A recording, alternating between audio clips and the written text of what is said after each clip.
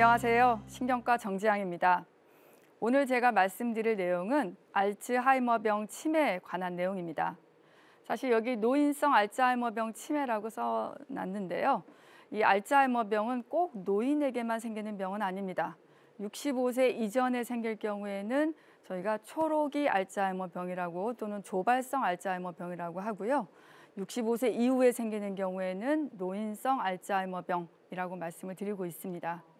근데 사실 안의 내용은 거의 대동소이하다라고 생각하시면 되지만 핵심적인 몇 가지 말씀을 드리도록 하겠습니다. 알츠하이머병 치매는 경도인지 장애와 다르게 치매죠. 치매가 무엇인가? 일상적으로 혼자 본인이 스스로의 삶을 영위할 수 있었는데 여러 가지 뇌에 생긴 여러 가지 병적인 변화에 의해서 혼자 일상적인 인지 기능을 유지하지 못하기 때문에 누군가의 도움을 받아서만 일상생활을 유지할 수 있는 경우를 우리가 치매다라고 말씀을 드릴 수 있습니다.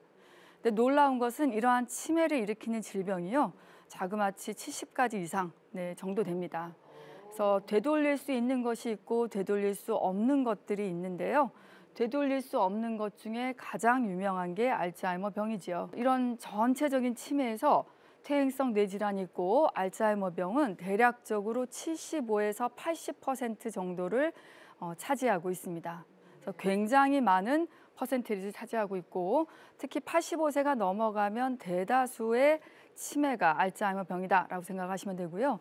이러한 알츠하이머병이 아니어도 만약에 혈관성 치매, 파킨슨병 치매를 진단을 받았어도 나중에 알츠하이머병이 생겨서 점점 더 나빠지게 됩니다.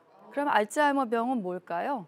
놀랍게도 뇌 안에 노폐분이라고 할 수 있는 아밀로이드 독성 단백질이 쌓이는 건데요. 이건 놀랍게도 제 뇌에도 생기고 앵커님 뇌에도 생기고 저희 방청객 여러분들 뇌에도 다 생성이 되는 겁니다. 생성이 되지만 중요한 것은 뭐냐면요. 청소가 되는 거예요. 그렇기 때문에 만약 얘네들이 우리가 청소할 수 있는 영양보다도 더 많이 쌓이게 되면 얘가 이제 신경세포를 망가뜨리는 거고요. 청소하려고 하는데 청소를 할 수 있는 혈관이 많이 망가지게 되면 아밀로이드가 청소가 안 되기 때문에 뇌 안에 쌓이게끔 만드는 겁니다. 그래서 우리가 65세 이전에 생기는 경우에는 이런 아밀로이드의 발병이 원인을 알 수 없게끔 더 많아지는 거고요. 노인성 우리가 후발성 알츠하이머병인 경우에는 이러한 아밀로이드를 청소하는 뭔가 혈관이라든지 우리가 뇌 장벽이라고 하는 부분에 문제가 생겨서 클리어링 시스템이라고 하는 청소 메커니즘이 작동을 잘 안 할 경우에 뇌 안에 쌓이게 되는 겁니다. 이 아밀로이드라고 하는 것은요, 이렇게 신경세포 바깥쪽에 이렇게 쌓이게 돼서 이 신경세포를 원활하지 못하게 만들게 되고 결국은 이러한 신경세포 바깥쪽에 쌓이게 된 게 오히려 거꾸로 신경세포 안에 축삭이라고 하는 신경 정보를 전달하는 축삭 돌기 안에 타우 단백질이 정상적으로 있는데 얘네들의 변성을 일으킵니다. 우리가 이거를 과인산화라고 하는데요. 과인산화가 돼서 결국 신경세포를 망가뜨리게 돼서 신경세포 위축이 오고 뇌의 변성이 이제 유발이 되게 되는 것입니다. 그래서 아밀로이드가 과다 생성되는 것과 청소 장애가 생기는 두 가지가 다 아밀로이드를 쌓이게끔 만들게 하고 마지막으로 뇌신경세포의 손상을 일으켜서 만약에 이게 국소적으로 기억력을 담당하는 해마에만 이런 변화가 생겼다 그러면 기억력 장애만 있겠지만 전체적인 뇌 안에 이런 아밀로이드 변성이 생기고 타우 변성이 생기면서 뇌세포 손상이 다 퍼져 있다 그러면 나머지 인지장애도 다 떨어지게 돼서 우리가 치매라고 하는 증상이 생길 수 있게 되는 것입니다. 그래서 뇌의 어떤 직접적인 뇌 해부학적인 이제 그림을 보시게 되면요. 정상적으로는 뇌가 아주 탱탱하고 약간 부드러운 전연 조직처럼 보이는데 오른쪽에 보시면 아밀로이드 침착과 타우 변상에 의해서 신경세포가 망가지고 쭈그러들여서 약간 위축된 소견을 확인할 수가 있는 것입니다. 알츠하이머병의 증상은요. 놀랍게도 첫 번째 가장 흔한 증상이 기억력 장애인데요. 중요한 것은 우리가 어렵게 외운 영어 단어라든지 새로운 뭔가 내가 힘들게 외웠던 한자라든지 그런 것들을 기억하기 어려움이 생기는 기억장애가 아닙니다. 아주 놀랍게도 단순한 거. 내가 이전에는 물건을 사기 위해서 한 5개, 6개는 쉽게 기억할 수 있었는데 갑자기 한두 가지는 기억나고 세 번째부터 기억이 안 나는 그런 아주 단순한 일상생활에서의 기억장애가 생기고, 이전에는 이제 음식도 만들면서 빨래도 하고 청소기도 한꺼번에 돌렸다 그러면 만약에 음식을 하고 있다가 딴 일을 하게 되면 내가 가스레인지에 음식을 올려놨다는 걸 아주 중요한 사건을 잊어버리게 되는 거죠. 근데 여기서 이제 가스레인지라고 하는 거는 굉장히 중요한 게요. 우리가 위험한 일을 겪고 나면 그 다음에는 나의 기억력을 담당하는 해마뿐만이 아니라 우리의 이제 위험성을 감지하는 해마의 위쪽에 있는 편도체라고 하는 부위가 있는데요. 그 편도체가 같이 활성화가 됩니다. 그래서 위험한 상황에 있었던 기억은 더 잘 기억하기 때문에 그 다음에 그런 똑같은 실수를 반복하지 않으려고 노력을 하게 되는 거죠. 그렇기 때문에 저런 가스레인지와 같은 집에서 불이 날 수 있는 위험한 상황이 반복된다는 것은 조금 위험한 기억장애다라고 생각을 하시면 됩니다. 그래서 역시 기억은 이전 강의 시간에 말씀드렸듯이 해마, 바닷속에 사는 해마가 기억의 문지기 역할을 하기 때문에 망가질 시점부터 새로운 기억이 뇌 안에 저장이 되지 않고 옛날 기억은 잘 유지가 되는 게 특징적인 기억력 양상이라고 생각하시면 되고요. 그래서 중요한 것은 또 힌트를 드리면 이전에는 이런 것들은 기억하고, 예를 들어서 여행을 어디 갔다 왔는데 여행을 갔다 왔나? 라고 하다가 따님이 거기에 엄마랑 아빠랑 우리 손자 손녀들이랑 다 같이 갔지 않았어요? 라고 얘기하면 맞아, 우리가 해운대를 갔다 왔지 라고 기억을 하면서 몇 월 며칠 날 갔지 그런 건 기억이 안 나지만 갔었어. 가서 회도 먹고 뭐도 먹고 그랬지 라고 일상적으로 일정 부분 기억을 하실 수 있으면 경도인지 장애지만 나 해운대 간 적 없어.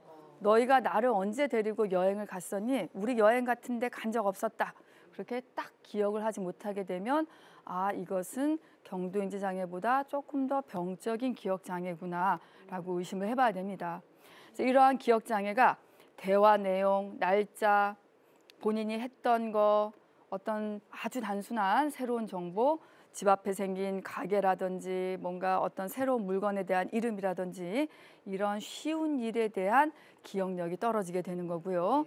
근데 중요한 것은 이러한 해마가 망가지기 전에 이전에 저장됐던 옛날 기억들, 특히나 뭐 아드님, 따님이 고등학교 다닐 때 어떤 일이 있었고, 결혼할 때 어떤 일이 있었고, 남편분이 어떤 일로 뭐 어머님을 이제 마음을 상하게 했다든지 그런 옛날 기억은 아주 시시콜콜하게 기억을 잘하기 때문에 어떤 보호자분들께서는 우리 어머님, 아버님이 기억장애는 없는 것 같아요.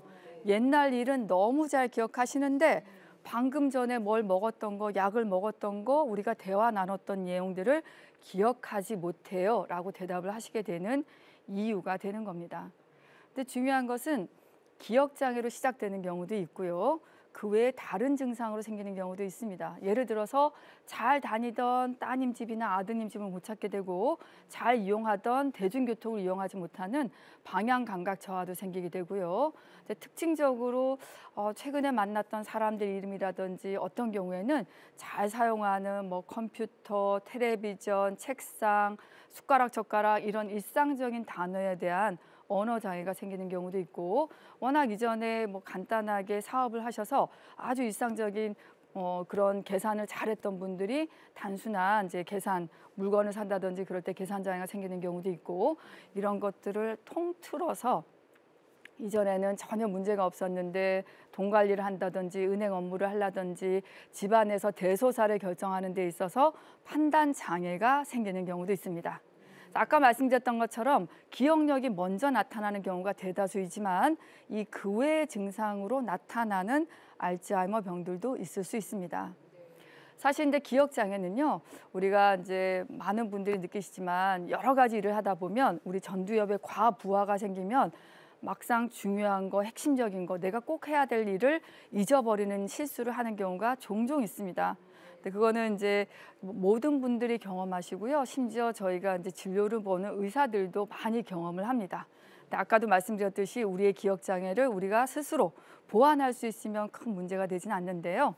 어떤 면에서는 그 기억 장애를 보완하지 못하기 때문에 우리가 문제가 되지만 두 번째로 실제로 보호자분들을 더 괴롭게 하는 증상은 다음과 같은 그 외의 증상들이라고 할 수가 있습니다. 아주 특징적인 게 망상이 생기고요. 또한 환시도 생깁니다. 그 외에 우울감, 그리고 공격정성 성격도 생기고, 밤낮이 바뀌어서 낮에 오히려 주무시고 밤에 안 주무신 증상도 생기고, 또한 식습관의 변화가 생기는 경우도 있습니다. 여기서 몇 가지 말씀드리면, 식습관의 변화는요, 나이가 들면 후각이 떨어집니다. 미각도 떨어지거든요.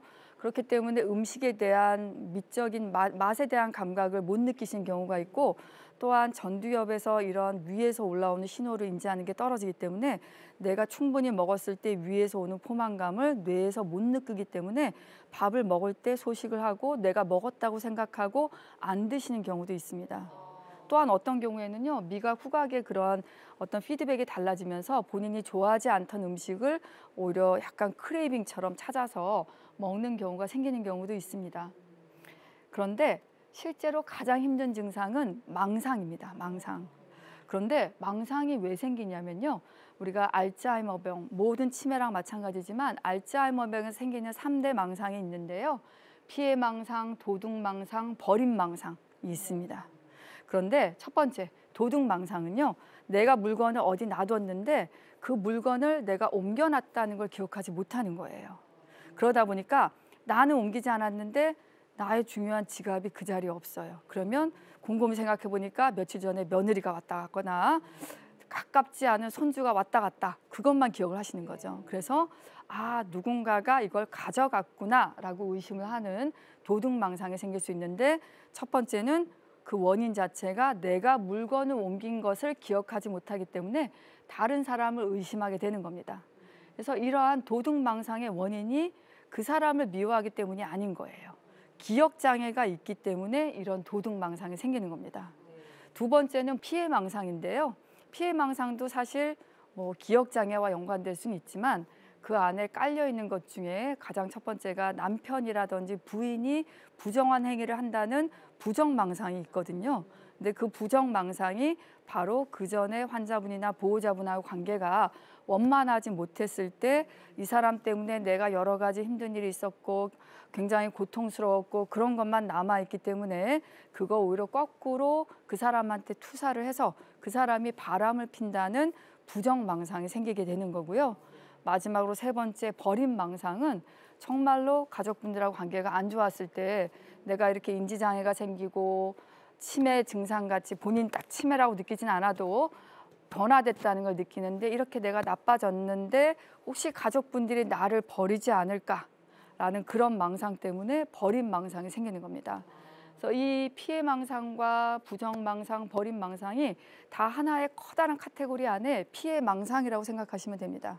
그래서 결국은 이런 것들이 다 가족관계의 그 첫 번째 원인이 있을 수 있고, 두 번째는 기억력 때문에 생긴 거라서 병 자체에 의해서 이런 증상들이 생기는 거다라고 생각하시고 이해하는 게 굉장히 중요합니다. 저 또한 환청도 생기고 환시도 생깁니다. 물론 루이체성 병보다는 좀 덜 생기지만 이런 것들도 생길 수가 있는데, 이런 것들은 실존하지 않고 실제하지 않는데 환자분만 감각적으로 느끼는 거를 환청, 환시, 그래서 환각이라고 하죠. 이런 것도 알츠하이머 병이 부정엽이라든지 이 뒤쪽으로 많이 생길 경우에 생길 수 있는 증상이기 때문에 병에 의해서 생기는 것이다 라고 생각을 하시면 되겠습니다. 진단은 어떻게 할까요? 경도인지장애와 매우 비슷합니다. 보호자분이 이제 환자분에 대해서 최근 일에 대해서 아주 병적인 기억장애가 생겼고 일상생활에서 잘하던 여러 가지 일상적인 일을 수행하지 못한다라고 말씀을 주시면 저희도 알츠하이머 병에 의한 치매일 수 있겠구나라고 의심을 해볼 수 있습니다. 검사는 여러 가지 혈액 검사가 들어가는데요. 우리가 치매는 그 안에 간 기능, 갑상선 기능, 신장 기능, 또 매독에 의해서 치매가 생길 수 있고 비타민 B12번이라든지 엽산이 결핍돼도 치매가 생길 수 있기 때문에 어떤 혈액학적인 검사를 같이 시행하는 것이 굉장히 중요하고, 또한 알츠하이머병을 진단하기 위해는 뇌 안에 어떤 허혈성 병변, 뇌혈관성 병변이 많지 않아야 되기 때문에 그런 것들을 확인하기 위해서 MRI를 시행하고, 마지막으로 정말 알츠하이머 병이 생겼는지 확인하시고 싶을 경우에는 우리가 아밀로이드 양전자 단층 촬영을 시행해 볼 수 있는데요. 특히 65세 미만인 경우에는 저희가 꼭 시행하는 것으로 말씀을 드리고 있습니다. 경도인지 장애와 다르게 MRI가 굉장히 중요합니다. 아까 제가 해마 굉장히 중요하다고 말씀드렸는데요. 여기 보시면 정상 해마와 있고 약간 해마가 위축이 생겨서 빈 공간이 까맣게 보이는 부분이 있고요. 경도의 해마 위축, 보통 한 초기에서 한 중기 정도의 알츠하이머병 환자한테 보이는 해마의 병변입니다. 근데 이제 오른쪽에 보시면 아주 심한 해마의 위축이 보이죠. 네, 이게 바로 중증의 해마 위축이고 중등도 이상의 말기의 알츠하이머병이 보이게 되면 해마 위축뿐만이 아니라 다른 두정력, 측두엽의 전체적인 뇌 위축이 같이 동반되게 됩니다. 그런데 아밀로이드 펫을 찍으면 이렇게 간단하게 알츠하이머병에 의한 아밀로이드가 뇌에 침착이 되어 있는지 아닌지 확인할 수가 있습니다. FMM이라고 하는 아밀로이드를 찍게 되면요, 이렇게 빨갛게 아밀로이드가 침착된 게 보이고요. FBB라고 하는 아밀로이드를 보이게 되면 오히려 까맣게, 그래서 뭐 백질과 피지라 백질과 흑질이 약간 이게 구분이 안 될 정도로 전체적으로 까맣게 보이는 것으로 저희가 확인을 해볼 수가 있습니다.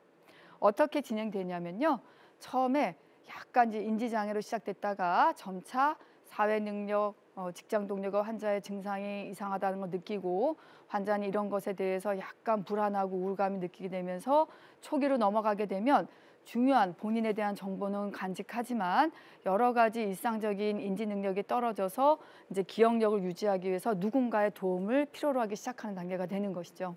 그리고 일상적인 생활에 있어서 아주 중요한 것을 선택하는데 판단 능력에 장애가 약간 생기기 시작하고, 그러면서 이런 것들이 어떤 걸로 보이냐면 환경, 예를 들어서 결혼식장에 가야 되는 경우, 아니면 봄이라든지 아침이라든지 그런 계절이라든지 어떤 시기에 맞춰서 적절하게 옷을 선택하는데 약간 장애가 생기면 초기 치매 단계다라고 의심을 해볼 수가 있고, 중기로 넘어가게 되면 본인이 잘 알던 여러 가지 중요 정보에 대해서도 잊어버리게 됩니다. 그래서 보호자 이름도 잊어버리게 되고 손주들, 자제분들의 이름도 잊어버리게 되고 수면 장애가 흔하게 발생하고 성격 변화, 감정 기복, 망상, 환시, 초조 등이 흔하게 발생하게 되고요. 말기로 넘어가게 되면 거의 24시간 동안 관리가 필요합니다. 그래서 식사도 항상 챙겨드려야 되고 당연히 대소변도 가리지 못하기 때문에 누군가가 대소변을 다 이제 돌봐드려야 되고, 또 심한 경우에는 의미 있는 말을 전혀 못하고 침상이라든지 이제 침상 상태가 돼서 삼킴 장애까지 동반하게 되는 것입니다. 그래서 이런 초기 치매에서 말기로 넘어가는 게 대략적으로 알츠하이머 병인 경우에는 12년에서 한 15년 정도로 추정이 되고 있습니다. 어떻게 치료하느냐? 치료는 사실 알츠하이머 병에 의한 경도인지 장애와 똑같습니다. 그래서 인지기능 개선제, 뇌기능 개선제를 병행하면서 아세틸콜린이라고 하는 신경 전달 물질을 올려주는 도네페질, 리바스티민, 갈란타민 같은 것들을 사용해 볼 수가 있고, 만약에 중기 이상의 치매가 된다 그러면 비정상적으로 흥분된 글루타메이트를 조절하는 NMDA 안타고니스트라고 하는 약을 같이 병행해서 우리가 칵테일 치료로 진행을 할 수가 있습니다. 아세틸콜린 분해 요소 억제제는 도네페질, 리바스티그민, 갈란타민이라고 하는 약들이 있는데요. 이 약들은 조금 조심해야 되는 게 뇌 내에서 아세틸콜린을 올려줄 뿐만이 아니라 장 내에서도 아세틸콜린을 올려줍니다. 근데 뇌 내에서 아세틸콜린을 갑자기 올려주게 되면요, 뇌에 우리가 에리아 포스트렘마라고 하는 시상하부의 일정 영역에 갑자기 흥분을 하기 때문에 갑자기 속이 울렁거리고 토할 것 같고 식욕이 떨어지고 소화가 안 되고 그러면서 한 3개월 사이에 몸무게가 많이 빠지실 수가 있습니다. 그래서 이런 몸무게의 변화가 있는지 꼭 확인을 해봐야 됩니다. 그래서 메스꺼움, 두통, 복통, 식욕감퇴, 체중이 빠지고 불면증, 악목이 생기고 맥박이 느려지면서 의식을 잃고 쓰러지는 경우도 있을 수 있고요. 그에 반해서 글루타메이트 억제제는 약간 피로하고 현기증, 두통 이런 것들이 생길 수가 있습니다. 그와 동시에 혈관에 만약에 변화가 있다 그러면 이 혈관을 잘 조절하기 위해서 항효소판 제제라든지 혈액순환 개선제, 당뇨, 고혈압, 고지혈증을 잘 치료하는 것이 굉장히 중요합니다. 이런 알츠하이머 병일 때 아까 말씀드렸던 그런 약을 사용하면 100% 치매가 늦어진다든지 증상이 호전될까요? 그렇지 않습니다. 왜냐하면 우리가 알츠하이머병의 아까 원인 물질은 아밀로이드라고 말씀드렸습니다. 아밀로이드를 청소하고 없애는 약이 나와야지 알츠하이머병이 100% 좋아질 수가 있겠죠. 근데 아직 제가 말씀드렸던 아세틸콜린을 분해하는 효소 억제제라든지 NMDA 안타고니스트 같은 경우에는 이런 아밀로이드를 없앨 수 있거나 조절할 수 있는 약은 아닙니다. 근데 다행히 이 약을 쓰면요, 나빠지는 속도를 조금 늦출 수 있습니다. 그래서 약을 안 썼을 경우에 나빠지는 거를 약을 쓸 경우에는 약 한 30% 정도 늦출 수 있다라고 생각하시면 되겠습니다.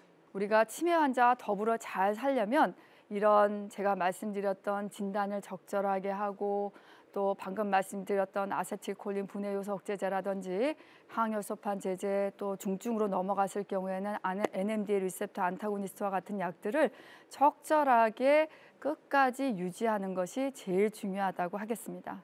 이것으로 제 강의는 마치도록 하겠습니다. 경청해 주셔서 감사합니다.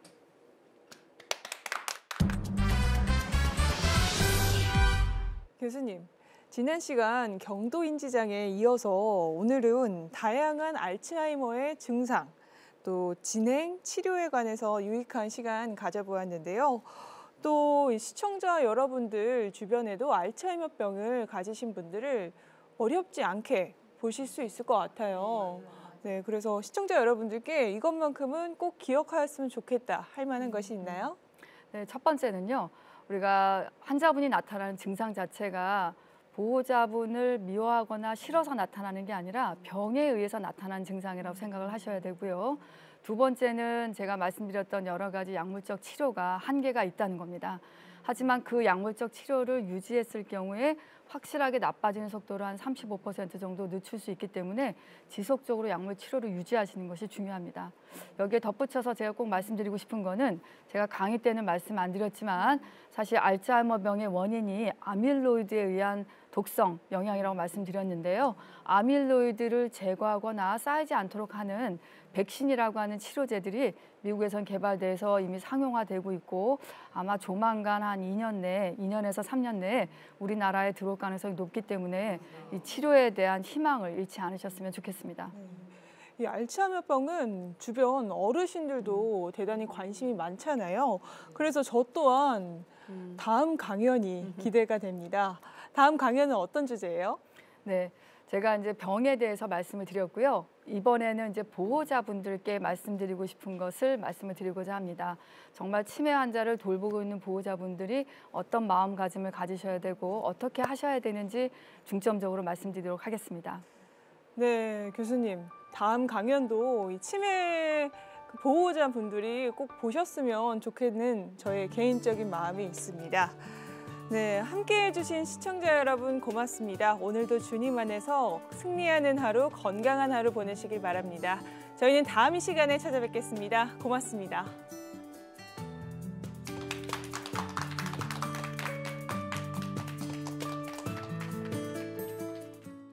이 프로그램은 여러분의 미디어 선교 후원으로 제작되었습니다. 선교는 사명, 후원은 동역. 당신도 복음을 전할 수 있습니다. 선교 후원 02-6333-1003번